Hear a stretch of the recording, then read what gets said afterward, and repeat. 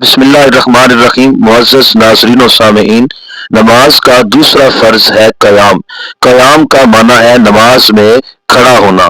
کم سے کم قیام کی حد یہ ہے کہ نمازی ہاتھ دراز کرے تو گھٹنوں تک نہ پہنچے، اور پورا قیام یہ ہے کہ نمازی سیدھا کھڑا ہو۔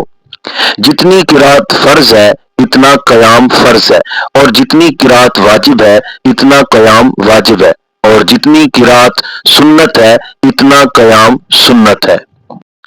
فرض، وتر، عیدین اور فجر کی سنت میں قیام فرض ہے۔ اگر نمازی بلا عذر صحیح بیٹھ کر یہ نماز پڑھے گا تو نماز نہ ہوگی، اگرچہ کچھ دیر کے لیے ہی کھڑا ہو سکتا ہو، اگرچہ اتنی ہی دیر کہ کھڑا ہو کر اللہ اکبر کہہ لے، تو فرض ہے کہ کھڑا ہو کر اتنا کہہ لے پھر بیٹھ جائے۔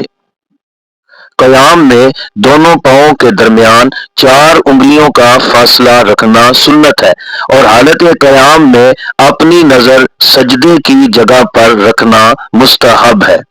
نفل نماز کھڑے ہونے پر قدرت کے باوجود بیٹھ کر پڑھ سکتے ہیں، مگر کھڑے ہو کر پڑھنا افضل ہے۔ نمازی اگر قیام پر قادر ہے مگر سجدہ نہیں کر سکتا، یا سجدہ تو کر سکتا ہے مگر سجدہ کرنے سے زخم بہتا ہے، تو بہتر ہے کہ بیٹھ کر اشارے سے نماز پڑھے، اور کھڑے ہو کر بھی اشارے سے نماز پڑھ سکتا ہے۔